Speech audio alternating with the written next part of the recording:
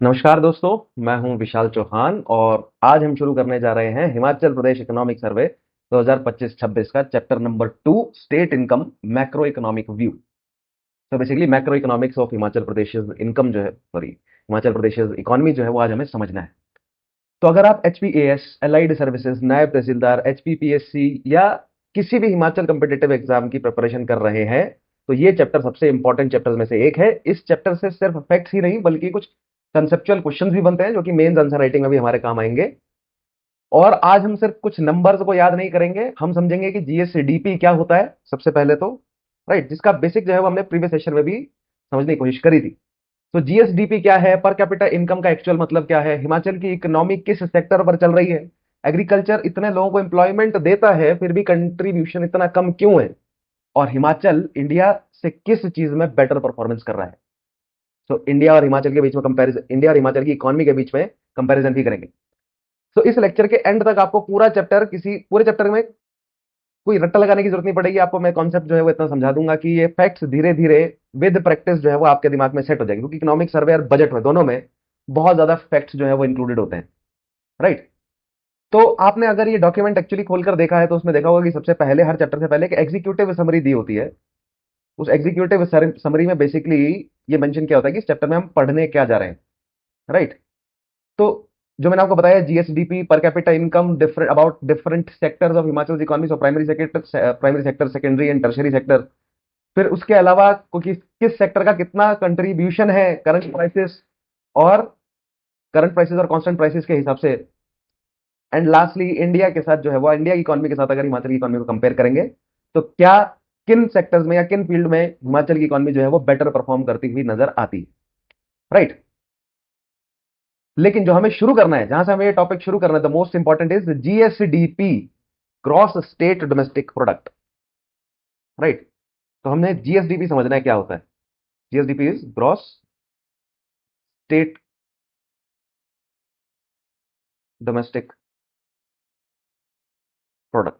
जिस तरह इंडिया के लिए हम जीडीपी पढ़ते हैं, उसी तरह हिमाचल के लिए पढ़ते हैं हम, या किसी भी स्टेट के लिए पढ़ते हैं जीएसडीपी, ऑलराइट। तो अब ये होता क्या है। नाउ सर्वे के अकॉर्डिंग जीएसडीपी का मतलब है एक स्टेट के अंदर एक साल में प्रोड्यूस हुए सारे फाइनल गुड्स और सर्विसेज की टोटल वैल्यू। सुनने में डिफिकल्ट लगता है ना, लेकिन एक एग्जांपल से समझते हैं। तो सपोज करो धर्मशाला में एक एप्पल जो है वो ग्रो करता है। एक एप्पल ग्रो हुआ, नाउ फार्मर ने उस एप्पल को बेच दिया। किसी फैक्ट्री ने, किसी कंपनी ने, किसी फैक्ट्री ने उस एप्पल को जो है वो खरीद लिया जूस बनाने के लिए, और उस फैक्ट्री ने उस एप्पल से जूस बनाया, और शॉप ने कस्टमर, और वो जूस बनाकर उस फैक्ट्री ने रिटेलर को बेचा, और रिटेलर शॉप ने कस्टमर को जो है वो जूस जो है वो बेचा आगे। ना अब सवाल ये है कि क्या एप्पल की वैल्यू 3 बार काउंट की जाएगी, क्योंकि एक बार तो खेत से निकला, बाग से निकला, एक बार फैक्ट्री पहुंचा, और वहां से निकला और दुकान पहुंचा, और वहां से निकला कस्टमर के पास पहुंचा, तो 3 बार काउंट होगी? नहीं, सिर्फ फाइनल प्रोडक्ट का काउंट होगा, यानी कि वो जो जूस का बॉक्स बना उसकी प्राइस जो है वो काउंट होगी ना। इसीलिए डेफिनेशन में लिखा है विदाउट डुप्लीकेशन, यानी कि केवल एक बार काउंट करना है। और यही जीएसडीपी का एसेंस है। जीएसडीपी हमें बताता है स्टेट कितना प्रोड्यूस कर रहा है, स्टेट की इकोनॉमी कितनी ग्रो कर रही है, कौन सा सेक्टर सबसे ज्यादा कंट्रीब्यूट कर रहा है, गवर्नमेंट की पॉलिसीज का कितना इंपैक्ट है, और इन्वेस्टमेंट्स का क्या रिजल्ट रहा। तो दैट इज जीएसडीपी, और ये सभी चीजें हमें जीएसडीपी बताता है। नेक्स्ट इज स्टेट इनकम की बात करें, एक और टर्म जो है वो यूज हुई है यहां पर, that is state income. Now आपको कंफ्यूज नहीं करना है, state income is equal to GSDP, right. और ये एग्जाम में इंटरचेंजेबली भी ये टर्म जो है वो यूज हो सकती है, क्योंकि सर्वे में ये टर्म जो है वो यूज किया गया है, जो कि बेसिकली जीएसडीपी ही है। एग्जाम में ये दोनों टर्म्स इंटरचेंजेबली यूज हो सकती है, तो आपको कंफ्यूज नहीं होना है। लेकिन हमारे सामने सवाल यह है कि जीएसडीपी ग्रोथ जो है वो इतनी इंपॉर्टेंट क्यों है। So what is the importance of GSDP में, अगर ग्रोथ हो रही है इंडिया में तो क्या, क्यों हमारे लिए वो समझना जरूरी है कि वो ग्रोथ क्यों हो रही है। तो एग्जाम्पल से समझते हैं। सपोज करो एक दुकान हर साल 10 लाख रुपए जो है वो कमा रही है पूरे साल में, राइट। लेकिन इस साल उस दुकान ने 10 लाख नहीं, 11 लाख रुपए कमाए, तो मतलब बिजनेस ग्रो हुआ। वैसे ही हिमाचल का प्रोडक्शन, यानी कि जो टोटल प्रोड्यूस है गुड्स एंड सर्विसेज का, वो हर साल बढ़ रहा है। और जीएसडीपी जो है वो हमें ये बताता है कि हर साल हिमाचल का प्रोडक्शन जो है वो बढ़ रहा है, यानी कि इकोनॉमिकली जो है वो हम हर साल ग्रो कर रहे हैं, ठीक है। यहां पर जो है वो graph, right. So GSDP at current and constant prices. Now GSDP की ग्रोथ हमें समझनी है, तो हम देखते हैं जीएसडीपी जो है वो एट कांस्टेंट प्राइसेस कितना है। और एट करंट प्राइसेस कितना है। नाउ सबसे पहले हम कांस्टेंट और करंट प्राइसेस को समझ लेते हैं कि ये क्या होते हैं, फिर उसके बाद हम देखेंगे कि जीएसडीपी इन दोनों पर कैसे वेरी कर रहा है। So current prices versus constant prices, आप लोगों को याद है प्रीवियस सेशन में मैंने आपको बताया था, और ये HPPSC as well as UPSC का भी ये फेवरेट सब्जेक्ट है, फेवरेट टॉपिक है ये। ठीक है, करंट प्राइसेस और कांस्टेंट प्राइसेस में बच्चों को कंफ्यूज करना। तो क्या होता है, right, current versus constant prices. अगर आप लोग जानते हैं तो मुझे कमेंट में मेंशन करेंगे, यस सर हमने पढ़ा था पिछले सेशन में। तो करंट प्राइसेस एग्जांपल से बात करते हैं। अगर मान लो 2025 में टमाटर जो है वो 20 रुपए पर किलो था, ठीक है, और अब 2026 में टमाटर, वही 1 किलो टमाटर 40 रुपए पर किलो बिक रहा है। तो मुझे एक बात बताओ कि क्या प्रोडक्शन बढ़ा या सिर्फ प्राइस बढ़े। तो आप कहेंगे सर सिर्फ कीमत बढ़ी, वही 1 किलो पहले था, वही 1 किलो आज है। पिछले साल 20 किलो 20 रुपए किलो था, इस साल 40 रुपए किलो है। तो प्रोडक्शन सेम रहा, लेकिन अगर आप इसी तरह बढ़ते हुए प्राइस को हर बार इंक्लूड करेंगे तो आपको दिखेगा कि इकोनॉमी तो ग्रो कर रही है ना। अगर आप वही 1 किलो प्रोडक्शन के हिसाब से इस साल भी कैलकुलेट करेंगे तो दुगनी दिखेगी आपको इकोनॉमी, राइट। तो प्रोडक्शन नहीं बढ़ा है, सिर्फ इन्फ्लेशन हुआ है, दाम बढ़े हैं मार्केट में। और इसी प्रॉब्लम को सॉल्व करने के लिए कांस्टेंट प्राइस यूज किया जाता है, यानी कि कोई एक बेस ईयर सेट कर लिया जाता है और उस साल जो भी कमोडिटीज के प्राइस थे उसके हिसाब से हर साल केवल प्रोडक्शन बढ़ने को काउंट किया जाता है, प्राइसेस सेम रखे जाते हैं। और सर्वे ने जो प्राइसेस यूज किए हैं वो है 2011-12 के, राइट। और करंट प्राइस क्या है, आज का प्राइस होता है, ठीक है। और कांस्टेंट प्राइस जो है वो किसके हिसाब से होता है, बेस ईयर के हिसाब से। करंट प्राइस क्या है, टुडेज प्राइस, राइट। और कांस्टेंट प्राइस जो है वो it is according to the base year. और इस सर्वे ने बेस ईयर किसको माना है, 2011-12 को जो है वो इस सर्वे ने बेस ईयर माना है। यानी कि टमाटर के प्राइस, टमाटर की प्रोडक्शन देखी जा रही है कि 2011-12 से 2025-26 तक टमाटर की प्रोडक्शन कितनी बढ़ी, ठीक है, राइट। यानी कि कितना किलो जो है वो टमाटर बढ़ा, और फिर उसका जितना किलो वो टमाटर बढ़ा होगा, लेट्स से 2011-12 में हमने फॉर एग्जांपल 100 किलो जो है वो टमाटर उगाया, है ना। 15-16 तक आते आते हो सकता है कि 150 किलो हो जाए, 20-21 तक आते आते 200 किलो हो गया, और अब 25-26 तक आते आते 250 किलो हो गया। तो ये हर 5 साल में जो है वो आप देख रहे हैं 50 किलो प्रोडक्शन बढ़ रहा है, लेट्स से, ठीक है। तो हम प्राइस जो है वो किसके हिसाब से लेंगे, प्राइस वही 2011-12 का लेंगे। मान लो यहां पर 20 रुपए प्रति किलो था, राइट।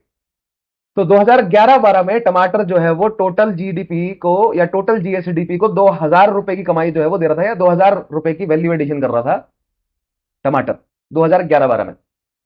और अब टमाटर जो है वो 2025-26 में कितना करेगा, 250 गुना कितना, वही 20 किलो, सॉरी, वही 250 किलो हम 20 के हिसाब से मानेंगे तो कितना हो जाएगा, 5000 रुपए जो है वो ऐड करना।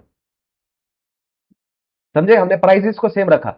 ये क्या है, 2011-12 का प्राइस है कितना, 20, और 2025-26 में भी कितना प्राइस रखा हमने, 20 रुपए, ठीक है। केवल प्रोडक्शन बढ़ा क्योंकि 2011-12 में जो है वो 100 किलो प्रोड्यूस हो रहा था, और 2025-26 में जो है वो 250 किलो प्रोड्यूस हुआ, राइट। तो जीडीपी में कितना इंक्रीज हुआ, 2000 से 5000। अगर आप करंट प्राइस में देखेंगे तो ये तो बहुत ज्यादा इंक्रीज नजर आएगा, लेकिन करंट प्राइस के वजह, अगर हम करंट प्राइस में सारी कैलकुलेशंस करेंगे तो नंबर्स जो है वो बहुत ज्यादा इन्फ्लेटेड दिखते हैं, फिर बहुत ज्यादा डिफरेंस आ जाता है नंबर्स में, जिससे कैलकुलेशंस जो है वो मुश्किल हो जाती है। इसलिए बेस ईयर डिसाइड करना जरूरी होता है। तो कांस्टेंट प्राइस जो है वो बेस ईयर के हिसाब से, करंट प्राइस जो है वो टुडेज के प्राइस के हिसाब से।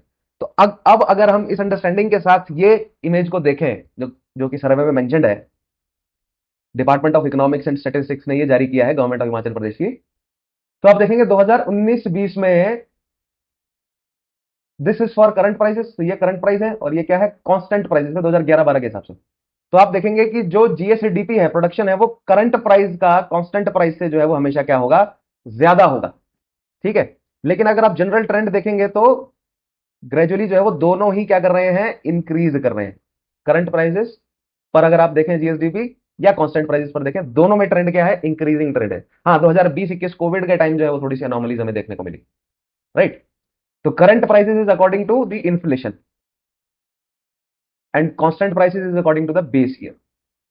क्योंकि कुछ साल हो सकता है कि इन्फ्लेशन ज्यादा हो जाए और कुछ साल हो सकता है कि इन्फ्लेशन कम हो जाए, है ना।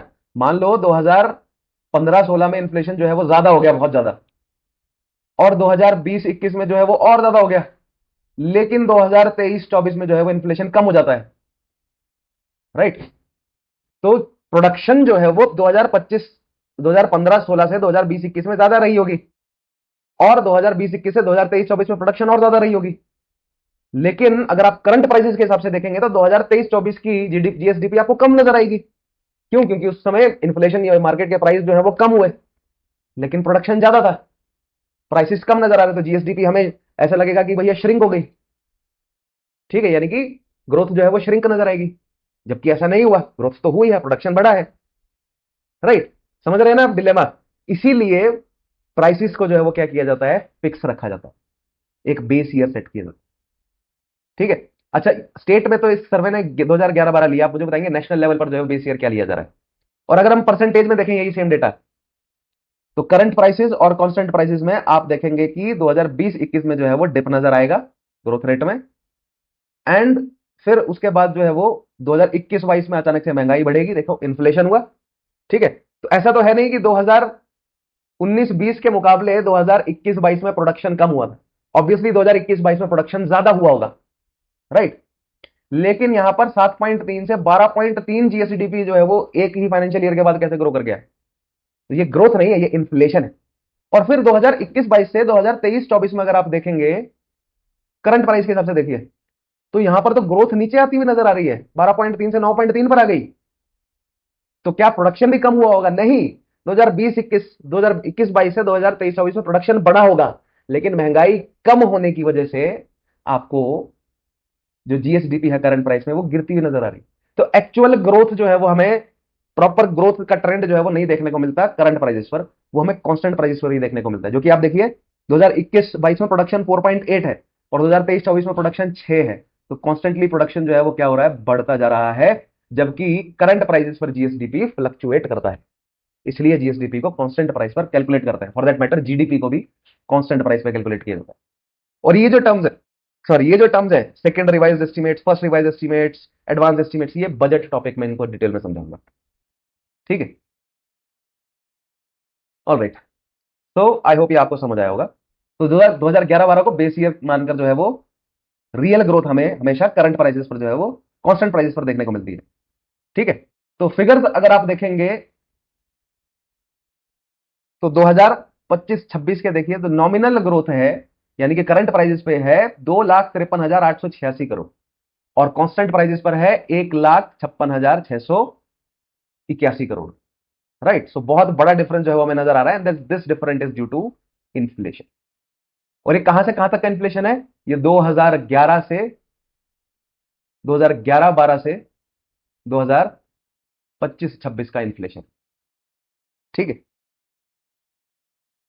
और राइट, सो ग्रोथ रेट अगर हम परसेंटेज में देखेंगे तो नॉमिनल जीडीपी के हिसाब से अगर आप देखें परसेंटेज में तो 10.1% नजर आ रहा है, लेकिन रियल जीडीपी में देखेंगे तो 8.3 है। तो ये दो नंबर्स जो है वो आपको याद रखने हैं, भले ही ये वाला नंबर आपको याद रहे ना रहे, आपको परसेंटेज वाला याद रखना है, ठीक है। और आपको याद रखना है कहां से कहां पहुंचे, तो 10.1 से 10.1 रहा करंट प्राइस पर, ठीक है, लेकिन 6.4 से 8.3 हो गया कांस्टेंट प्राइस पर।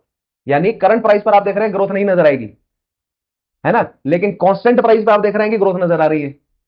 इसीलिए कांस्टेंट प्राइस पर जो है वो रखा जाता है या कैलकुलेट किया जाता है जीडीपी को या जीएसडीपी को, क्योंकि करंट प्राइसेस जो है वो बहुत ज्यादा फ्लक्चुएट करते हैं। ऑलराइट, सो आई होप ये आपको समझ आया होगा। तो अभी तक क्या देखा हमने? जीएसडीपी क्या है, स्टेट इनकम क्या है, जीएसडीपी क्यों मैटर करता है, current versus constant price, right, and nominal versus real growth. Nominal growth जो है वो करंट प्राइसेस पर, रियल ग्रोथ जो है वो कांस्टेंट प्राइसेस पर। और फाइनेंशियल ईयर 25-26 के फिगर्स जो है वो हमने देखे, यहां पर आपको ध्यान रखना है कुछ परसेंटेज। नेक्स्ट बात करेंगे हम पर कैपिटा इनकम की, ठीक है। व्हाट इज पर कैपिटा इनकम?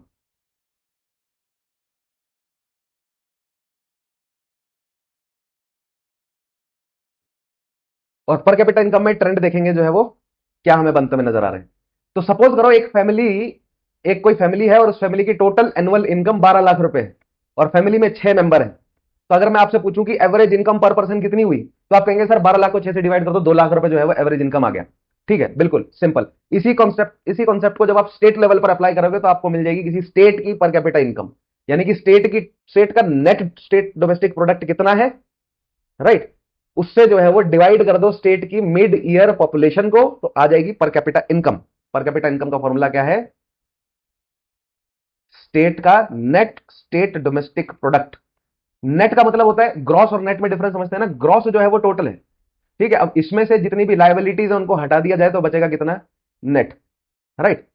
सो नेट जो कि काम आ रहा है हमारे, लायबिलिटीज हटाने के बाद जो बचेगा वो हमारे काम आ रहा है, स्टेट के काम आ रहा है, plus sorry divided by the mid year population, यानी कि फाइनेंशियल ईयर के बीच में, मिड ईयर पॉपुलेशन यानी कि फाइनेंशियल ईयर के बीच में जो है वो एवरेज पॉपुलेशन हमारे स्टेट की कितनी है, राइट। और ऊपर क्या है न्यूमरेटर में? Net state domestic product. इन दोनों को डिवाइड कर देंगे तो आपको आ जाएगा पर कैपिटा इनकम। जैसे वही मैंने फैमिली की बात करी ना, तो किसी फैमिली का पर कैपिटा इनकम क्या होगा? टोटल नेट इनकम उनकी 12 लाख है, ठीक है, और लोग कितने हैं? 6, तो 2 लाख जो है वो पर पर्सन पर कैपिटा इनकम जो है वो आ जाएगा। वही सेम फंडा जो है वो स्टेट पर लागू करेंगे तो स्टेट की पीसीआई जो है वो निकल आएगी, राइट। लेकिन आपको ध्यान रखना है, इसका मतलब ये नहीं है कि हर एक व्यक्ति जो है वो इतना पैसा कमा रहा है, क्योंकि सर्वे के एडवांस एस्टीमेट के हिसाब से हिमाचल प्रदेश का पर कैपिटा इनकम 2025-26 फाइनेंशियल ईयर में एस्टीमेट किया गया है 2,83,626 रुपया। कितना एस्टीमेट किया गया? 2,83,626 रुपया एस्टीमेट किया गया। लेकिन क्या ये सभी की इनकम जो है वो इतनी है? तो आप कहेंगे कि सर बिल्कुल नहीं, सभी की इनकम इतनी कैसे हो सकती है? ये तो केवल एक एस्टीमेट है और ये एवरेज है। क्योंकि अगर मैं इस परिवार की बात करूं, लेट्स से परिवार में 6 लोग थे, है ना, माता पिता, राइट, 2 बुजुर्ग और 2 बच्चे। तो लेट्स से 2 बुजुर्ग जो है उनमें से एक की पेंशन आ रही है, माता पिता दोनों कमा रहे हैं, और 2 बच्चों में से एक बच्चा कमा रहा है और एक बच्चा पढ़ रहा है, ठीक है। तो फैमिली में 2 लोग जो है वो नहीं कमा रहे, 4 लोग जो है वो कमा रहे हैं। तो जो लोग नहीं कमा रहे हैं उनकी भी पर कैपिटा इनकम जो है वो 2 लाख रहेगी, क्योंकि हम एवरेज निकाल रहे हैं, क्योंकि हम डिवाइड कर रहे हैं, राइट। वो 2 लोग जो नहीं कमा रहे हैं उनको भी अब जो हम जो है वो कह रहे हैं कि भाई उनकी भी पर कैपिटा जो है वो 2 लाख है, राइट। तो पर कैपिटा इनकम का आपको ध्यान रखना है कि इट इज नॉट अबाउट कि भैया हर एक व्यक्ति इतना कमा रहा है। तो पीसीआई अगर आप देखेंगे 2025-26 का, तो 2,83,626 रुपए, 2025-26 का तो 2,83,626 रुपए। और 2024-25 का अगर आप देखेंगे तो इट वॉज 2,58,196 रुपए, 2,58,196। सो it is a jump of increase of how much, कितना जंप है? So it is a jump of 9.8%।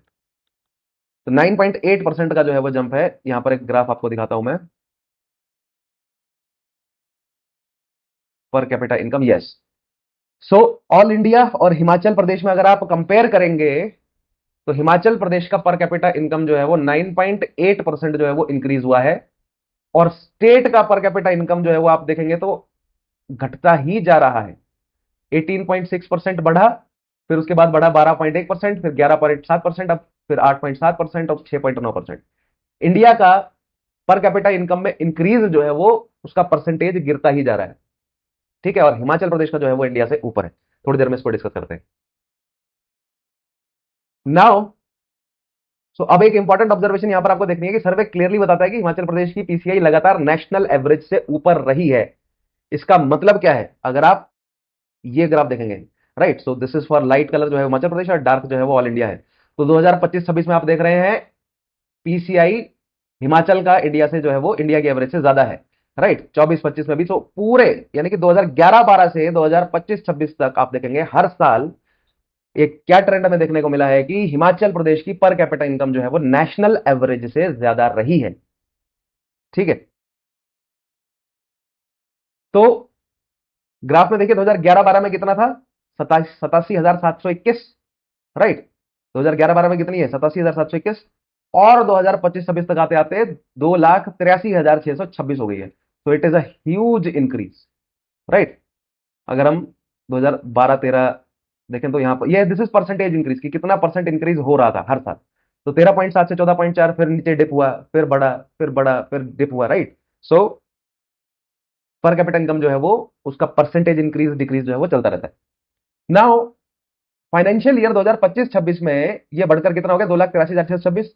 सो इस पीरियड में सर्वे के मुताबिक कंपाउंड एनुअल ग्रोथ रेट, ठीक है, अगर हम देखें दिस, जो कंपाउंड एनुअल ग्रोथ रेट है, यानी कि हर साल अगर आप कंपाउंड करते चलेंगे ग्रोथ को, तो हर साल जो है वो कितना इंक्रीज हुआ है ऑन एन एवरेज, अगर हम देखें तो compound annual growth rate is 8.4%। किसका growth rate? Of per capita income in Himachal Pradesh. ठीक है, सो 8.7% जो है वो सीएजीआर रहा। इस ग्राफ में ऑल इंडिया वाला भी दिख रहा है आपको। नेशनल पीसीआई जो है वो 63,462 से बढ़कर 2,19,000 हो गया। तो नेशनल लेवल पर सीएजीआर जो है वो कितना है? सीएजीआर एट नेशनल लेवल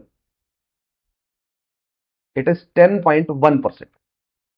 तो ऑन एन एवरेज, ध्यान से सुनिए स्टेटमेंट को, ऑन एन एवरेज हर साल पिछले एक या डेढ़ डेकेड से हर साल पर कैपिटा इनकम जो है वो हिमाचल प्रदेश का नेशनल एवरेज से ज्यादा रहता है।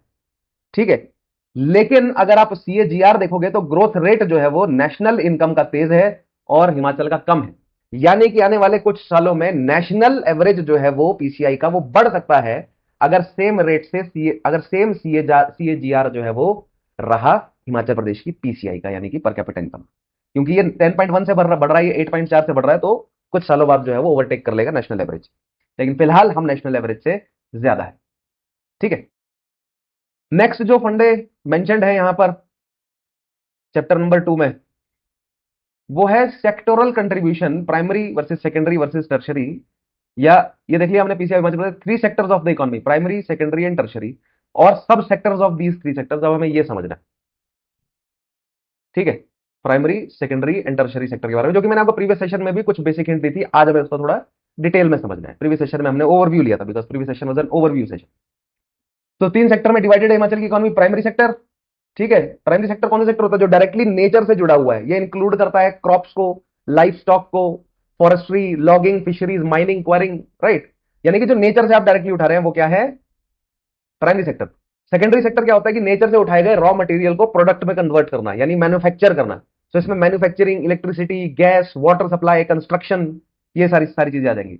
और टर्शरी सेक्टर क्या होता है? टर्शरी सेक्टर में सर्विस बेस्ड जो है वो इकोनॉमी होती है, यानी कि जितनी भी ट्रेड है, होटल्स हैं, ट्रांसपोर्ट है, कम्युनिकेशन है, फाइनेंशियल सर्विसेज है, रियल एस्टेट है, प्रोफेशनल सर्विसेज है, पब्लिक एडमिनिस्ट्रेशन है, and all other services, they are under the tertiary sector, right. So simple example से मैं बताऊं आपको, तो सेब जो है वो बाग में एक पेड़ से सेब तोड़ना, दैट इज प्राइमरी सेक्टर।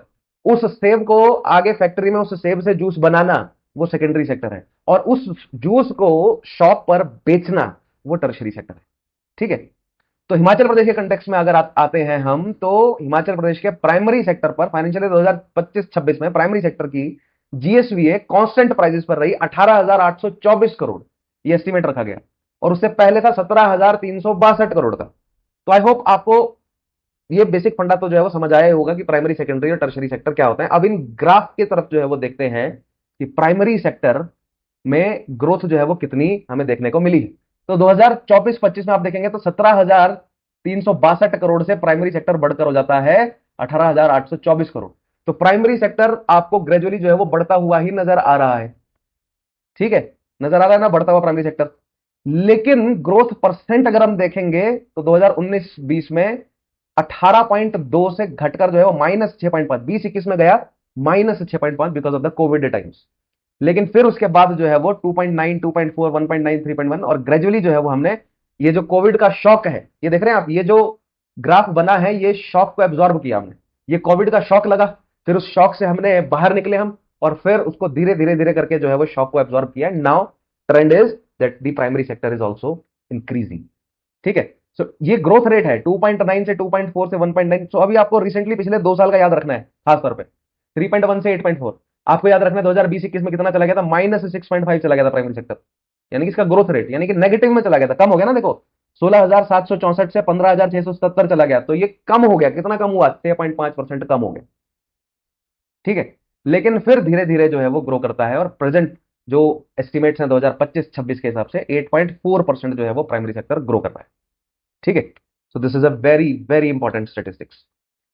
तो ग्रोथ रेट कितना है प्राइमरी सेक्टर का? 8.4%। सो अब इंपॉर्टेंट पॉइंट यह है कि सर्वे लिखता है कि प्राइमरी सेक्टर हिमाचल की इकोनॉमी की बैकबोन है, और जो प्राइमरी सेक्टर है वो 53.98% को सपोर्ट कर रहा है। 53 0.98% पॉपुलेशन को क्या दे रहा है? एम्प्लॉयमेंट दे रहा है। कौन? The primary sector. लेकिन हिमाचल की टोटल जीएसडीपी का कितना परसेंट जो है वो प्राइमरी सेक्टर है? राइट। तो अगर मैं जीएसडीपी की बात ना करूं, अगर मैं जीएसवीए की बात करूं, वैल्यू एडिशन की बात करूं, तो इंटरेस्टिंग कंट्राडिक्शन ये है कि 53.98 यानी कि लगभग 54% लोग जो हैं वो हिमाचल प्रदेश में क्या कर रहे हैं? खेती कर रहे हैं। ठीक है, तो इसको कुछ इस तरह समझिए कि लगभग 54% लोग जो है वो हिमाचल में प्राइमरी सेक्टर में यानी खेती या खेती से जुड़े हुए काम कर रहे हैं, और बचे हुए 46% जो लोग हैं वो सेकेंडरी या टर्शरी सेक्टर में काम कर रहे हैं। ज्यादातर लोग जो है वो काम कर रहे हैं प्राइमरी सेक्टर में। ठीक है, in fact more than half people are involve in primary sector one way और अनदर। राइट। लेकिन जब हम जीएसवीए की बात करते हैं, एम्प्लॉयमेंट तो लगभग आधे आधे से ज्यादा लोगों को दे रहा है, लेकिन जीएसवीए में इसका कंट्रीब्यूशन है केवल 14.3% के आसपास। राइट, 14.3% के आसपास जो है वो जीएसवीए में कंट्रीब्यूशन है। और बाकी का अगर आप देखें, लगभग लगभग 85-86% जो है वो कौन दे रहा है? सेकेंडरी एंड टर्शरी सेक्टर, जिसमें भी ज्यादा जो है वो कौन दे रहा है? टर्शरी सेक्टर यानी कि सर्विस सेक्टर। राइट। सो 46% पीपल जो है वो लगभग 85% ग्रॉस स्टेट वैल्यू एडिशन जो है वो, यानी कि स्टेट में जितनी भी जो भी इकोनॉमी है या जो भी प्रोडक्शन चल रहा है, जो भी वैल्यू एड हो रही है स्टेट की इकोनॉमी में, 46% लोग जो है वो 85% वैल्यू एड कर रहे हैं, जो कि किसमें काम करते हैं? सेकेंडरी या टर्शरी सेक्टर में। राइट। और उसके देख रहे हैं आप कितना बड़ा नंबर है ये, 46% 85% कर रहे हैं। राइट। और 14.3% जो है वो 54% लोग ऑलमोस्ट 14.3% कर रहे हैं। तो आपको 54% याद नहीं रखना, आपको एग्जैक्टली याद रखना, इट इज 53.98, क्योंकि एचपीएस जो है वो पूछ लेता है बिल्कुल बारीक में जाकर। और इसी को सर्वे आउटपुट एम्प्लॉयमेंट गैप के रूप में जो है वो हाईलाइट करता है। इसको थोड़ी देर में समझेंगे। ठीक है, इसको क्या कह रहा है survey? It is the output employment gap, जिसका कहने का मतलब यह है कि 54% लोग जो है वो 14.3% वैल्यू एड कर रहे हैं, और बाकी के बचे हुए 46% जो लोग हैं वो लगभग 86% जो है वो 86% वैल्यू एड कर रहे हैं। ठीक है, तो यानी कि मेजॉरिटी लोग जो है वो वैल्यू ऐड ही नहीं कर पा रहे, उनका आउटपुट उतना ज्यादा है ही नहीं। 54% केवल 14% ऐड कर रहे हैं, यानी कि जो आउटपुट है उनके एम्प्लॉयमेंट का, उसमें एक बहुत बड़ा गैप है। ठीक है, और उसी गैप को हमें फिल करना है, और ये फैक्ट बहुत इंपॉर्टेंट है, लेकिन इसको थोड़ी देर में आगे पढ़ेंगे। अब हमें देखना है कि जो प्राइमरी सेक्टर है ना, वो भी कई सब सेक्टर्स में बटा हुआ है। प्राइमरी सेक्टर्स के अंदर भी बहुत सारे सेक्टर्स हैं। ठीक है, तो क्या क्या सब सेक्टर्स हैं, इन ग्राफ के माध्यम से जो है वो भी देखते हैं। अब धीरे धीरे हम ग्राफ के माध्यम से जो है वो ज्यादा पढ़ाई करेंगे। याद रखना है आपको, ग्राफ जो है वो हमारे लिए ज्यादा इंपॉर्टेंट हो जाएंगे। तो सब सेक्टर्स क्या क्या है? दीज आर दी सब सेक्टर्स वाइज जीएसवीए या and growth rate percent at constant prices 2011 से 2025-26 तक। ठीक है, सो क्या क्या है सब सेक्टर्स? एक सेकेंड, यस ये है sub sectors in primary sector. तो crops, life stock, forestry and logging, fishing, mining and quarrying, these are the major sub sectors. और इसमें आपको क्या फैक्ट याद रखना है, आपको ध्यान रखना है क्या क्या है? Crops, life stock, forestry and logging, fishing, mining and quarrying. ठीक है, ये मेंशन किया है हमारे इकोनॉमिक सर्वे ने। इसमें आप देखेंगे ग्रोथ जो है वो सबसे ज्यादा किसने की है? क्रॉप्स ने 11.9%। ठीक है, उससे पहले अगर आप देखेंगे 2024-25 में देखेंगे तो ग्रोथ नेगेटिव में थी, किसकी? क्रॉप्स की, और अब -1 से 11.9 तक आई है। उससे पहले अगर आप देखेंगे तो -7.8 थी, उससे पहले अगर आप देखेंगे तो -0.8 है। यहां पर जो है वो सवाल बनेगा बनेगा। ठीक है, कि क्रॉप्स में जो है वो क्या ट्रेंड देखने को मिला है? -0.8 से -7.8, देन -1.0 से पॉजिटिव में 11.9। ठीक है, ग्रोथ जो है वो आपको नेगेटिव से पॉजिटिव की तरफ जाती हुई नजर आएगी 2021-22, 2011-12 नहीं, सॉरी 21-22 से 2025-26 तक। राइट, तो ये आपको ध्यान रखना है। उसके अलावा क्या सिमिलर ट्रेंड हमें किसी और सब सेक्टर में देखने को मिलता है? तो नहीं। लाइफ स्टॉक का मतलब क्या होता है? जो हमारे पास पशु है ना, भेड़ बकरियां और अन्य जानवर जो है वो हमारा लाइफ स्टॉक है। तो उसमें 6.9 से 6.9 रहा, लेकिन 2023-24 में 14.2 था। सो 14.2 से घटकर 6.9 आया है, ये आपको याद रखना। ठीक है, तो लाइफ स्टॉक में 2023-24 के बाद कमी देखने को मिली है, राइट, लाइफ स्टॉक की ग्रोथ में।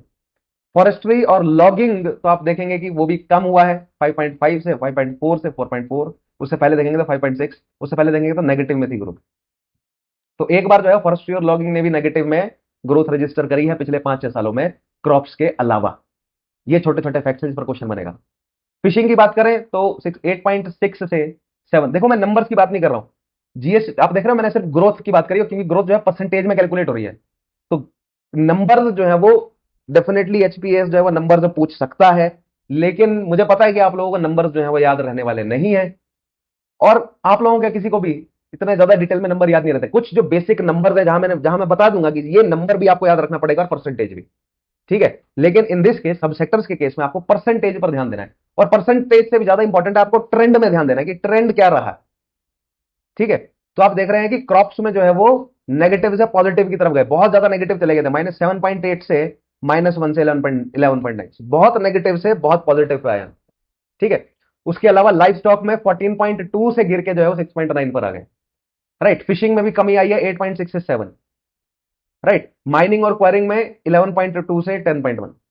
तो सब सेक्टर वाइज आप देख रहे हैं तो इन ऑल सेक्टर्स, क्या किसी भी सेक्टर में पिछले एक साल में, क्या किसी भी सब सेक्टर में ऑफ प्राइमरी सेक्टर पिछले एक साल में ग्रोथ देखने को मिली है या पॉजिटिव ग्रोथ देखने को मिली है? तो आप कहेंगे हाँ सर, क्रॉप्स में -1 से 11.9 में चले गए, राइट। लाइफ स्टॉक 6.9 से 6.9 रहा, फॉरेस्ट्री 5.4 से 4.4 कम हो गया, फिशिंग जो है वो कम हो गई, और माइनिंग एंड क्वारिंग, क्वारिंग मतलब क्वारीज क्या होती है, जैसे जिनसे पत्थर जो है वो निकाला जाता है, mining and Kwaring same thing, ठीक है, खोद कर जो है वो निकालना चीजें, चाहे वो मार्बल हो या स्टोन हो या लाइमस्टोन है या कोल है या वट मिनरल्स है, जो भी है, that is under mining and quarrying. तो ये ट्रेंड है सब सेक्टर्स का, किसके किसके सब सेक्टर्स का ट्रेंड है? प्राइमरी सेक्टर का, ठीक है। नेक्स्ट बात करेंगे अब हम।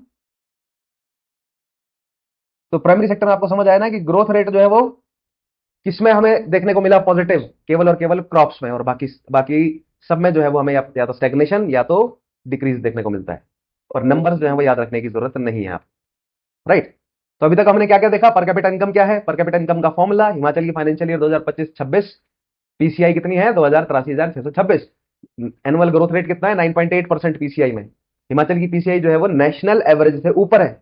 इकोनॉमी के 3 सेक्टर है, प्राइमरी सेक्टर में 8.4% की ग्रोथ जो है वो हमें देखने को मिली है। ओवरऑल प्राइमरी सेक्टर में ग्रोथ कितनी है? 8.4 सेक्टर की, और प्राइमरी सेक्टर के सभी सब सेक्टर्स का हमने परफॉर्मेंस देखा, ठीक है। नेक्स्ट देखेंगे हम सेकेंडरी और टर्शरी सेक्टर। तो सेकेंडरी सेक्टर में क्या क्या होता है? एक सिंपल एग्जांपल लेते हैं। एक फार्मर ने एक एप्पल उगाया, वो प्राइमरी सेक्टर है। वही एप्पल फैक्ट्री में गया और उसका जूस बना, या लकड़ी से जो है फर्नीचर बना, ये क्या है? Secondary sector. और उसके बाद जो है वो उसको दुकान में जाकर बेचा गया, वो क्या है? Tertiary sector. तो सेकेंडरी सेक्टर भी जो है वो इस सर्वे के हिसाब से फर्दर 3 मेजर सब सेक्टर्स में बटा हुआ है। क्या क्या है वो? मैन्युफैक्चरिंग, दूसरा electricity, gas, water supply and other utility service, और तीसरा कंस्ट्रक्शन। तो हम इस अगली जो है वो इमेज में देखेंगे ग्रोथ रेट, कांस्टेंट प्राइस किसका? This is primary sector, this is secondary sector, ठीक है। तो सेकेंडरी सेक्टर जो है वो 3 सब सेक्टर से याद रखने कौन कौन से हैं?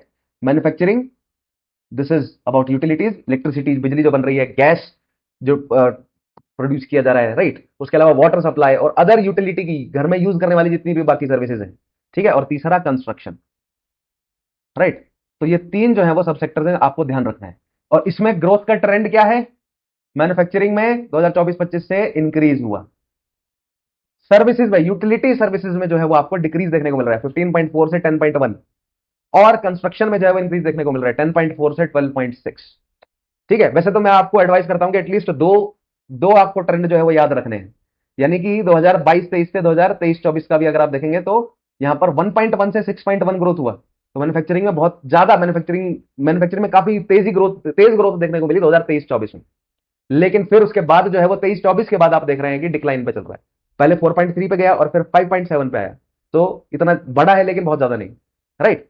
उसी तरह utility services, electricity, gas, water supply की बात करें तो 6.5 से 2.4 पहले कम हुआ, फिर बहुत तेजी से बढ़ा, 15.4% इंक्रीज हुआ, लेकिन अब फिर जो है वो इंक्रीज कम हो गया, राइट। आप कहेंगे कि सर एक कंफ्यूजन है, आप कहेंगे कि सर यहां पर 15.4 से 10.1 पे चला गया, यानी कम हुआ, डिक्रीज हुआ। लेकिन अगर आप नंबर से देखेंगे तो 8,930 से 8,930 करोड़ से 9,830 करोड़ हो गया। सर नंबर तो इंक्रीज किया है, ये परसेंटेज डिक्रीज हो रही है, ये कैसे हो रहा है, ये कैसे हुआ सर? तो भैया ध्यान से देखो, 7,740 से 8,930 करोड़ जो है वो इंक्रीज हो जाता है जीएसवीए, राइट। तो बेसिकली यहां पर कितना परसेंटेज जो है वो इंक्रीज हुआ, राइट। यानी कि इन दोनों का डिफरेंस निकालेंगे और फिर 100 से उसको मल्टीप्लाई करेंगे, डिवाइड करेंगे, तो आएगा 15.4। ठीक है, तो बढ़ रहा है, आप देखेंगे हर बार बढ़ रहा है। यहां पर 36,394 से 38,600 से 40,250 से 42,559। तो मैं ये नहीं कह रहा हूं वैल्यू एडिशन हर साल बढ़ रहा है, लेकिन किस साल कितना ज्यादा वैल्यू एडिशन हुआ। ठीक है, 2023-24 से 24-25 में जाएंगे तो वैल्यू एडिशन 15.4% ज्यादा हुआ, राइट। बढ़ ही रहा है, वैल्यूज तो बढ़ती ही जा रही हैं, लेकिन कितना वैल्यू हर साल जो है वो बढ़ा। 2023-24 से 24-25 में 15.4% वैल्यू एडिशन हुआ, लेकिन अब जो है वो 2025-26 में कितना हुआ, केवल 10.1, राइट। और कंस्ट्रक्शन में आप देखेंगे ट्रेंड क्या है, 10.4 से 12.6। जबकि आप प्राइसेस देख रहे हैं कि प्राइसेस जो है वो वैल्यू एडिशन जो है वो हर साल बढ़ता जा रहा है, वैल्यू एडिशन कम नहीं होगा, वैल्यू बढ़ती जा रही है हर साल, लेकिन कितना परसेंट बढ़ रही है वो चेंज होता रहता है। ठीक है, तो अब एक और बात है कि 10% ऑफ 9,830 कितना होगा, अगर 10% मानो तो 9,830 का 983 जो है वो 10% होगा, राइट। वर्सेज 15% ऑफ 7,740, अगर आप देखेंगे तो may be this number is greater, right. So confusion नहीं करना है आपको। अब मैंने आपको कहा ना, आपको नंबर्स जो है वो अगर याद किए जा सके तो याद करिए।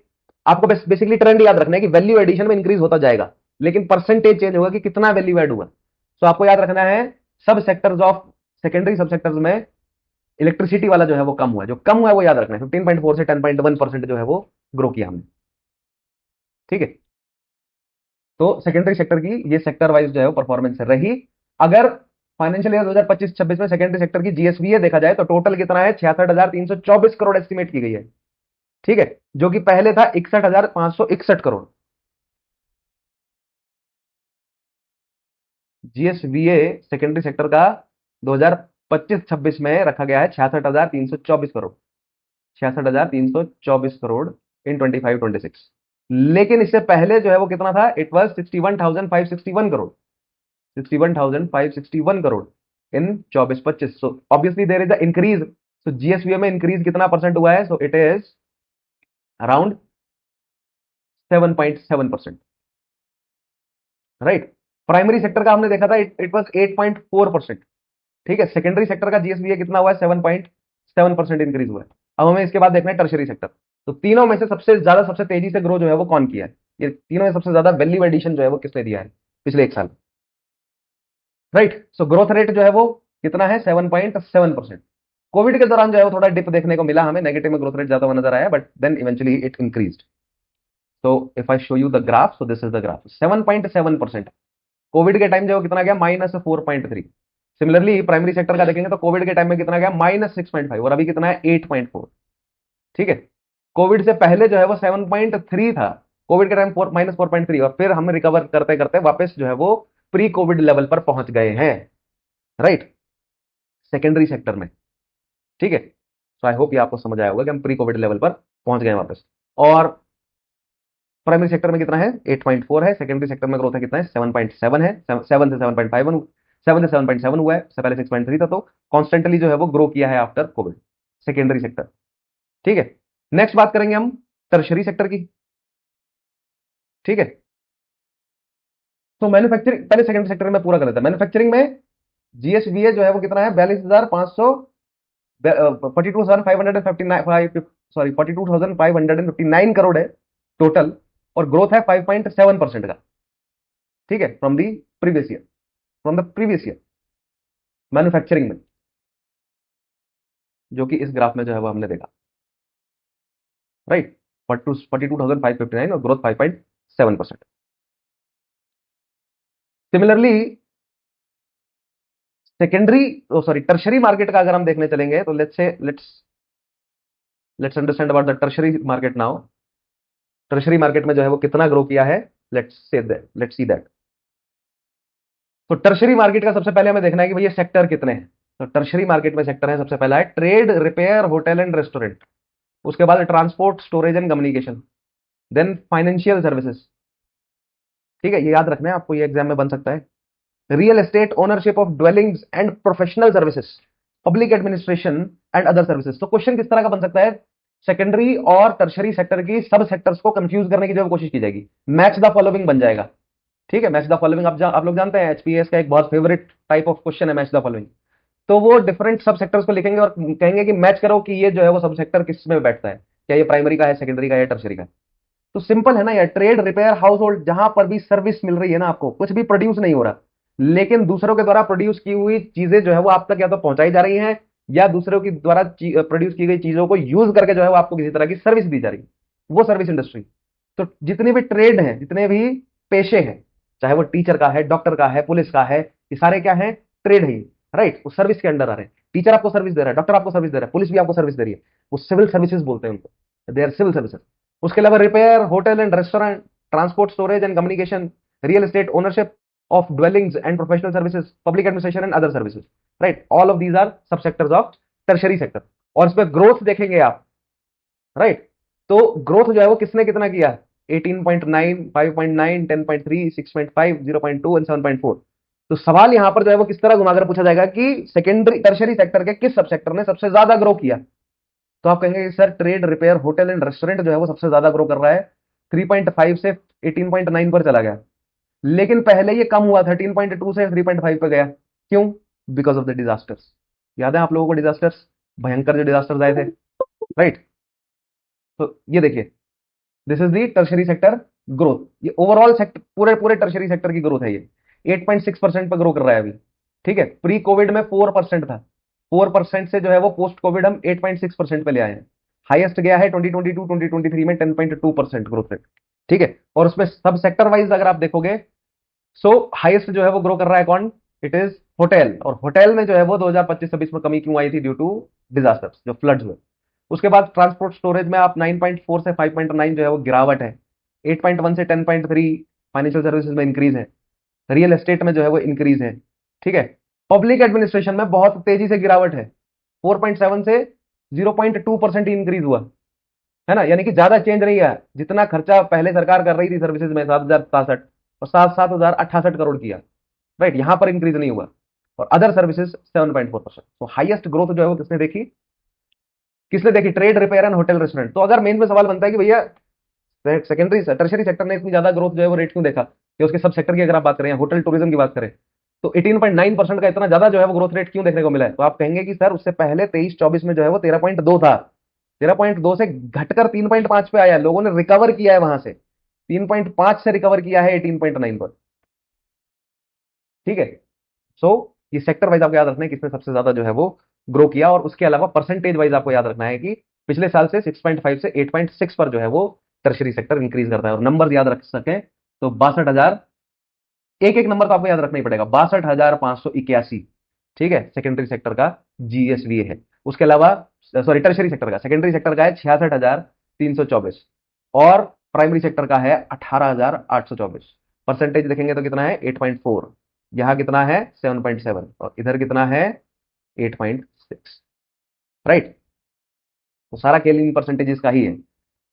तो service sector, doctor, teacher, tourism, ये सब सर्विस सेक्टर के अंदर आते हैं। फाइनेंशियल ईयर 2025-26 में सर्विस सेक्टर का जीएसवी जो है वो कितना गया? 62,581 करोड़, राइट। ग्रोथ जो है वो कितना हुआ? 8.6%। सब सेक्टर्स में आए तो सबसे ज्यादा ग्रोथ जो है वो किसने किसमें देखी? Trade, repair, hotel and restaurant में 18.9% के अकॉर्डिंग। ठीक है, सो आई होप ये सभी माइक्रो इकोनॉमिक्स के छोटे छोटे फैक्ट्स हैं, ये आपको ध्यान में रहे होंगे। सबसे कम जो है वो ग्रोथ किसमें देखने को मिलती है? तो पब्लिक एडमिनिस्ट्रेशन में 0.2%। ठीक है, तो प्राइमरी का ग्रोथ कितना है? 8.4%, सेकेंडरी का 7.7, टर्शरी का 8.6। सबसे ज्यादा ग्रो किसने किया? सेकेंड सॉरी टर्शरी सेक्टर ने, यानी कि सर्विस सेक्टर ने सबसे ज्यादा ग्रो किया। उसके बाद प्राइमरी सेक्टर, और सबसे कम ग्रो कौन कर रहा है? Secondary sector. ठीक है, अब फाइनली जो है वो अभी हमने अभी तक क्या समझ लिया? सेकेंडरी सेक्टर क्या होता है, ठीक है, और प्राइमरी, सेकेंडरी, टर्शरी सेक्टर क्या है, उनके सब सेक्टर, दो सब सेक्टर्स में ग्रोथ का ट्रेंड जो है वो क्या देखने को मिला। We have discussed all this till now. अब हमें फाइनली जो है वो समझना है कि सेक्टरल कंट्रीब्यूशन जो है वो कितना है हिमाचल की इकोनॉमी में डिफरेंट सेक्टर्स का, राइट। एम्प्लॉयमेंट, वन सेकेंड, या एम्प्लॉयमेंट वर्सेस जीएसवीए का आउटपुट एम्प्लॉयमेंट गैप जो है वो हमें समझना है, हिमाचल और इंडिया के इकोनॉमी में कंपैरिजन देखना है, मेजर अचीवमेंट्स क्या है, मेजर चैलेंजेस क्या है, और क्या है हमारा वे फॉरवर्ड। ठीक है, और एचपीएएस के लिए जो है वो कौन कौन से पॉइंट इंपॉर्टेंट है, रेलेवेंट है, वो भी हमें देखने हैं, उनको रिवाइज करना है एक बार फाइनली। ठीक है, तो बढ़ते हैं आगे। तो सेक्टरल, 1 सेकेंड, या तो अब हम समझेंगे हिमाचल प्रदेश की इकोनॉमी किस सेक्टर पर डिपेंड करती है। तो मैंने आपको क्या कहा कि एग्रीकल्चर में जो है वो लगभग 54% लोग जो वो काम कर रहे हैं, फिर भी उसका कंट्रीब्यूशन जो है वो कम है। ठीक है, तो sectoral composition of Himachal economy अगर हम देखेंगे तो प्राइमरी सेक्टर का कंट्रीब्यूशन है 14.3%। ठीक है, सेक्टोरल कंट्रीब्यूशन की अगर हम बात कर रहे हैं तो प्राइमरी सेक्टर का कंट्रीब्यूशन है 14.3%, और लगभग लगभग 54% जो है वो लोग प्राइमरी सेक्टर से एसोसिएटेड। सेकेंडरी सेक्टर का जो है वो कंट्रीब्यूशन है दैट इज 39.4%। राइट, और टर्शरी सेक्टर का जो है वो कंट्रीब्यूशन है इट इज 46.3%। तो सर्विस सेक्टर जो है वो सबसे ज्यादा कंट्रीब्यूट कर रहा है, और सर्विस सेक्टर ही सबसे ज्यादा ग्रो भी कर रहा है। ठीक है, after that primary sector and then secondary sector. Tertiary sector जो है वो सबसे तेजी से ग्रो भी कर रहा है, ये भी याद रखना है आपको। तो अब एक ग्राफ जो है वो देखते हैं इन तीनों का, इससे हमें पिछले कई सालों की जो है वो एक स्टोरी समझ आएगी, और हम देखेंगे 20-25 साल पहले की इकोनॉमी और प्रेजेंट के टाइम आज तक आते आते जो है वो क्या हमें ट्रेंड देखने को मिलता है। ऑलराइट, ये सब हमने समझ लिया। अच्छा, अगेन तीनों का कंपैरिजन जो है वो जो हमें थोड़ी देर पहले पढ़ा, this is that comparison. Primary sector में 8.4, टर्शियरी सेक्टर में 8.6, और सेकेंडरी में 7.7। तो हाईएस्ट ग्रोथ, एंड कोविड के दौरान जो है वो तीनों जो है वो क्या गए, नेगेटिव में गए, लेकिन सबसे ज्यादा नेगेटिव में कौन गया, प्राइमरी सेक्टर। ठीक है, और ये तीनों का कंट्रीब्यूशन है, सेक्टोरल कंट्रीब्यूशन अगर आप देखेंगे तो इस समय 14.3 जो है वो primary sector, 39.4 secondary, and 46.3 tertiary. Right, okay.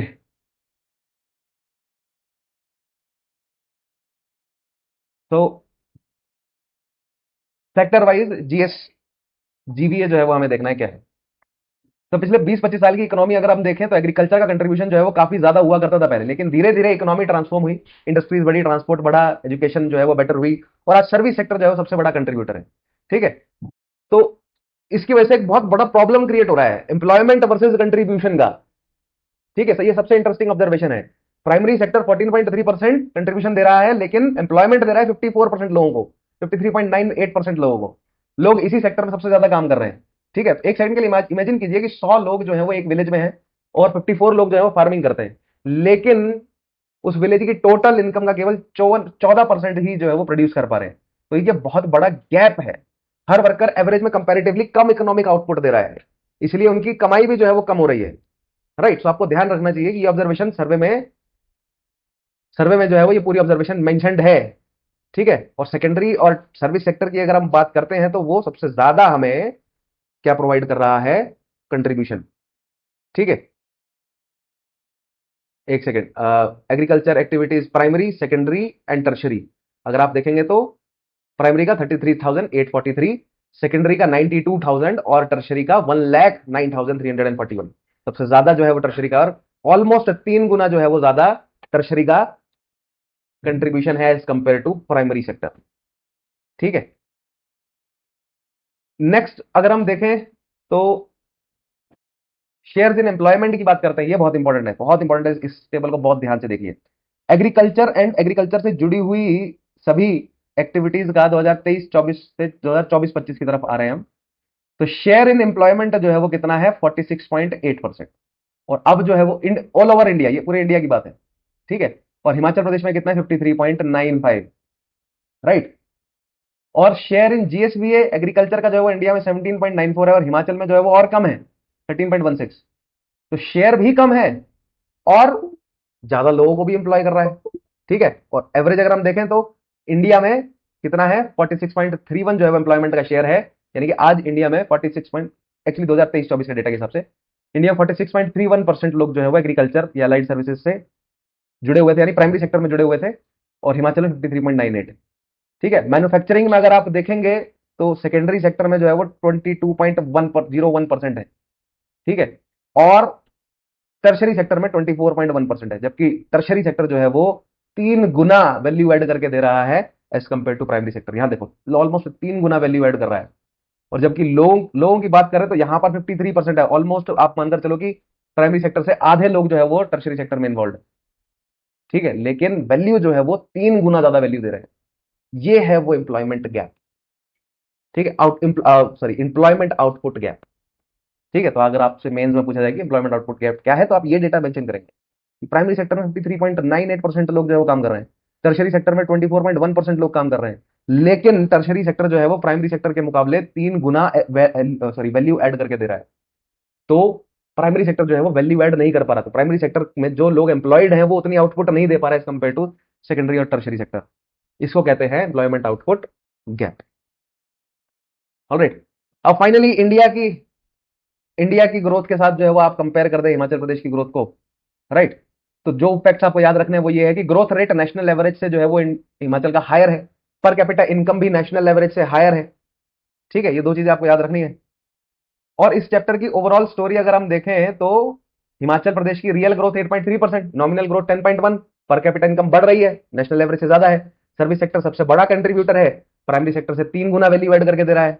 ठीक है, कंस्ट्रक्शन और ट्रेड सेक्टर जो है वो अच्छा परफॉर्म कर रहे हैं, एग्रीकल्चर एम्प्लॉयमेंट का मेजर सोर्स है, लगभग 54% लोगों को एम्प्लॉय कर रहा है, और इकोनॉमी ग्रेजुअली एक स्ट्रक्चरल ट्रांसफॉर्मेशन की तरफ जा रही है। याद है आपको, आप लोगों को स्ट्रक्चरल ट्रांसफॉर्मेशन मैंने क्या बताया था? तो हम प्राइमरी से सेकेंडरी टर्शरी की तरफ जो है वो बढ़ते जा रहे हैं, क्योंकि वहां पर ऑब्वियसली कंट्रीब्यूशन जो है वो वैल्यू एडिशन में उनका ज्यादा है। ठीक है, तो क्या क्या देखा हमने? GSDP, current prices, constant prices, real growth, nominal growth, पर कैपिटा इनकम, प्राइमरी सेक्टर के सब सेक्टर, सेकेंडरी सेक्टर के सब सेक्टर, सर्विस सेक्टर के सब सेक्टर्स, प्राइमरी सेकेंडरी और टर्शरी सेक्टर, तीनों जो है वो आपस में उनका कंपैरिजन देखा कि कौन कितना परसेंट जो है वो ग्रोथ हमें बनाकर दे रहा है।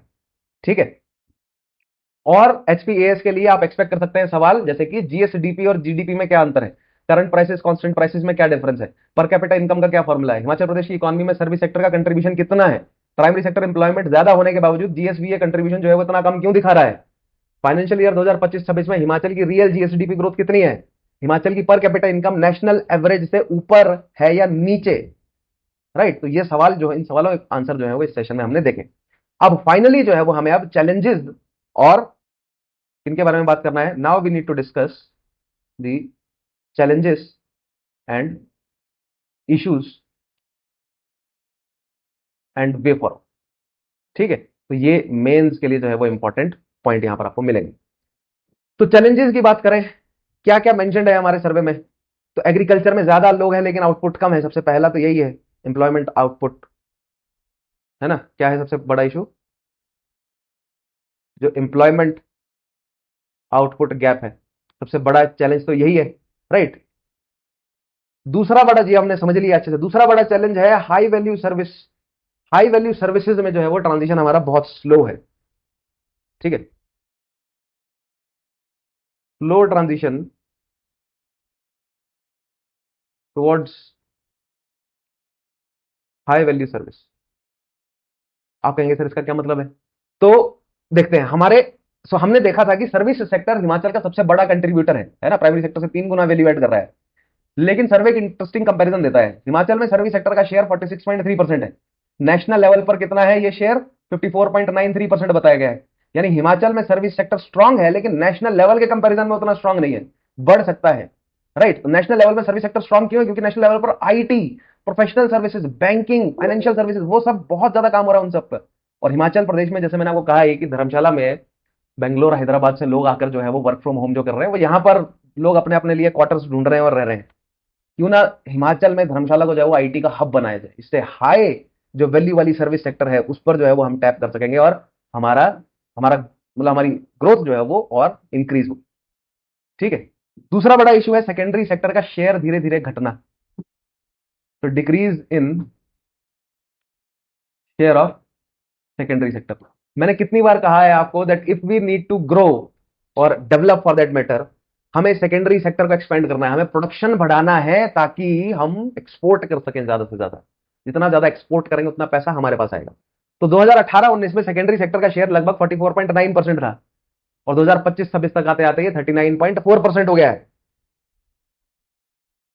2018-19 में सेकेंडरी सेक्टर का शेयर जो है वो इट वाज 44.9% और 25-26 तक आते आते सेकेंडरी सेक्टर का शेयर जो है वो घटकर कितना हो गया, 39.4%। सो ऑलमोस्ट 5% की जो है वो गिरावट हमें देखने को मिली है, राइट। तो इससे क्या है, सेकेंडरी सेक्टर श्रिंक हो रहा है। सेकेंडरी सेक्टर श्रिंक हो रहा है तो इसके बदले सर्विस सेक्टर एक्सपैंड कर रहा है ऑब्वियसली, या प्राइमरी सेक्टर में ज्यादा लोग जो है वो जा रहे हैं, राइट। लेकिन ध्यान रखिए, यहां पर सर्वे ने ये नहीं कहा कि इंडस्ट्रीज कोलैप्स कर रही हैं। सर्वे सिर्फ इतना ऑब्जर्व करता है कि इकोनॉमी के टोटल स्ट्रक्चर में सेकेंडरी सेक्टर का रिलेटिव शेयर कम हुआ है। प्रोडक्शन तो ज्यादा हो ही रहा है, हर साल सेकेंडरी सेक्टर पिछले साल के मुकाबले ज्यादा प्रोड्यूस कर रहा है, लेकिन परसेंटेज जो है वो उनका शेयर कम होता जा रहा है, क्योंकि सर्विस सेक्टर बहुत तेजी से इंक्रीज कर रहा है। और इसी वजह से इंडस्ट्रियल डाइवर्सिफिकेशन और कॉम्पिटिटिवनेस को स्ट्रेंथन करना जो है वो हमारे लिए बहुत इंपॉर्टेंट है। नेक्स्ट है क्लाइमेट सेंसिटिविटी, राइट। अब एग्रीकल्चर की बात करते हैं। सर्वे सर्वे में मेंशन्ड है, दिखाता है कि क्रॉप सेक्टर की ग्रोथ हर साल जो है वो सेम रही है। कुछ सालों में नेगेटिव ग्रोथ भी हुई है, -7.8 -1% भी गई। फाइनेंशियल ईयर 2025-26 में 11.9% की रिकवरी हुई है। तो सर्वे इसी पैटर्न को एग्रीकल्चर की क्लाइमेट और नेचुरल शॉक्स के प्रति जो है वो सेंसिटिविटी बताता है, राइट। सो ये ग्राफ देखिए, वेयर इज इट, या क्रॉप्स। तो -1.0 से 11.9, उससे पहले -7.8, उससे पहले -0.8, फिर 6.1। तो ये बेसिकली क्या हो रहा है, क्लाइमेट पर डिपेंडेंट है ना हमारी क्रॉप्स, बिकॉज हमारे पास कैनाल सिस्टम नहीं है जिस तरह पंजाब और हरियाणा के पास है। We are largely dependent on rain, we are dependent on monsoon and western disturbances, right. और अगर उनमें डिस्टर्बेंसेस होती है, यानी कि रेन जो है वो प्रॉपर तरीके से नहीं मिलती है हमारी क्रॉप्स को, तो क्रॉप्स प्रोडक्शन नहीं दे पाती है अच्छे से, ठीक है। तो क्लाइमेट चेंज का बहुत बड़ा असर पड़ता है हमारे एग्रीकल्चरल प्रोड्यूस पर। नेक्स्ट एक और इश्यू है, that is productivity difference. Challenges में, ठीक है, decrease in the share of secondary sector से। नेक्स्ट है क्लाइमेट चेंज। क्लाइमेट चेंज का सबसे बड़ा असर जो है वो देखने को मिलता है प्राइमरी सेक्टर में, लेकिन टर्शरी सेक्टर में, होटल टूरिज्म में भी असर देखने को मिलता है, ठीक है। नेक्स्ट चैलेंज है, that is the productivity difference,